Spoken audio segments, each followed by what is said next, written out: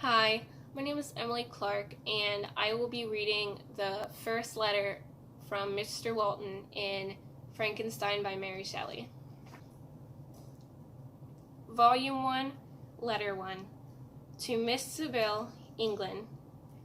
St. Petersburg, December 11th, 17. You will rejoice to hear that no disaster has accompanied the commencement of an enterprise which you have regarded with such evil forebodings. I arrived here yesterday, and my first task is to assure my dear sister of my welfare, and increasing confidence in the success of my undertaking. I am already far north of London, and as I walk in the streets of Petersburg, I feel a cold northern breeze play upon my cheeks, which braces my nerves and fills me with delight. Do you understand this feeling? This breeze, which has traveled from the regions towards which I am advancing, gives me a foretaste of those icy climes. Inspirited by this wind of promise, my daydreams become more fervent and vivid. I try in vain to be persuaded that the pole is the seat of frost and desolation. It ever presents itself to my imagination as a region of beauty and delight. There, Margaret, the sun is forever visible, its broad disk just skirting the horizon and diffusing a perpetual splendor. There, for with your leave, my sister, I will put some trust in preceding navigators.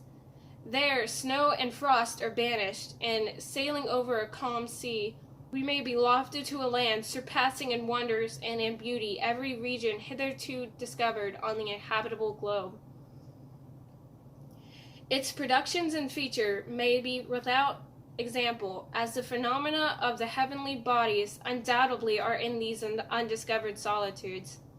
What may not be expected in a country of eternal light? I may there discover the wondrous power which attracts the needle, and may regulate 1,000 celestial observations that require only this voyage to render their seeming eccentricities consistent forever. I shall satiate my ardent curiosity with the sight of a part of the world never before visited, and may tread a land never before imprinted by the foot of man.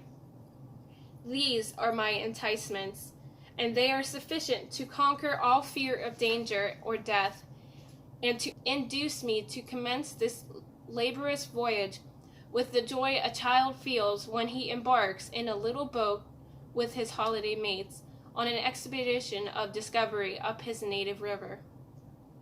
But supposing all these conjectures to be false, you cannot contest the inestimable benefit which I shall confer to all mankind to the last generation, by discovering a passage near the pole to those countries, to reach with which at present so many months are requisite, or by ascertaining the secret of the magnet, which, if at all possible, can only be effected by an undertaking such as mine.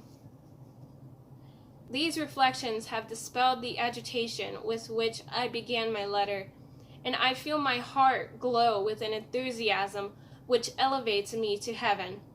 For nothing contributes so much to tranquilize the mind as a steady purpose, a point on which the soul may fix its intellectual eye.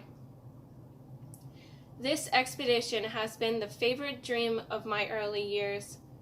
I have read with ardor the accounts of the various voyages which have been made in the prospect of arriving at the North Pacific Ocean through the seas which surround the pole. You may remember that a history of all voyages made for the purposes of discovery composed the whole of our good Uncle Thomas's library. My education was neglected, yet I was passionately fond of reading.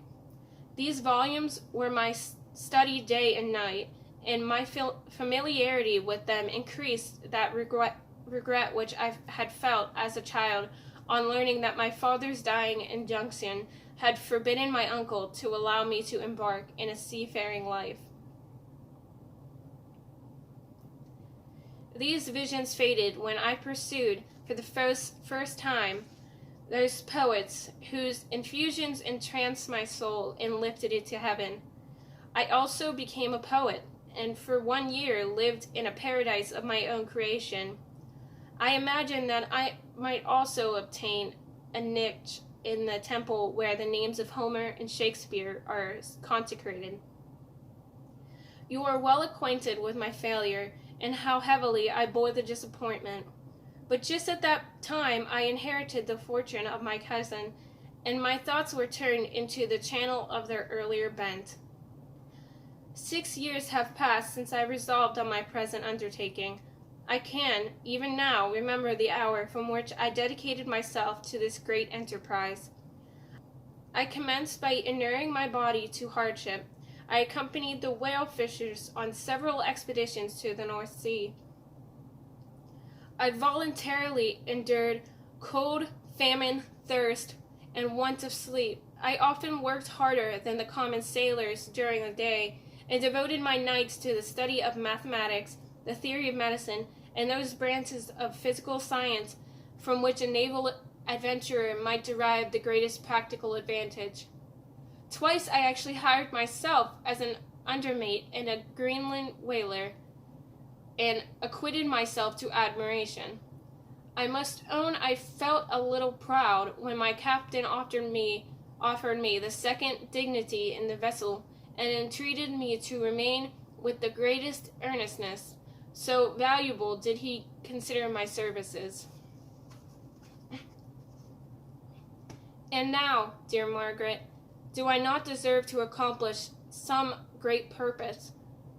My life may have been passed in ease and luxury, but I preferred glory to every enticement that wealth placed in my path. Oh, that some encouraging voice would answer in the affirmative. My courage and resolution is firm, but my hopes fluctuate, and my spirits are often depressed. I am about to proceed on a long and difficult voyage, the emergencies of which will demand all my fortitude. I am required not only to raise the spirits of others, but sometimes to sustain my own when theirs are failing. This is the most favorable period for traveling in Russia. They fly quickly over the snow in their sledges. The motion is pleasant and, in my opinion, far more agreeable than that of an English stagecoach.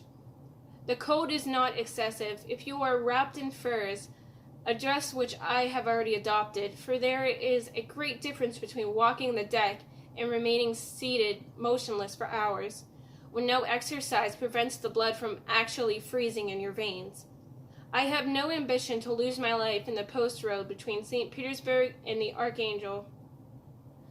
I shall depart for the latter town in a fortnight or 3 weeks, and my intention is to hire a ship there, which can easily be done by paying the insurance for the owner, and to engage as many sailors as I think necessary among those who are accustomed to the whale fishing. I do not intend to sail until the month of June, and when shall I return? Ah, dear sister, how can I answer this question? If I succeed, many, many months, perhaps years, will pass before you and I may meet. If I fail, you will see me again soon, or never. Farewell, my dear, excellent Margaret. Heaven shower down blessings on you, and save me, that I may again and again testify my gratitude for all your love and kindness.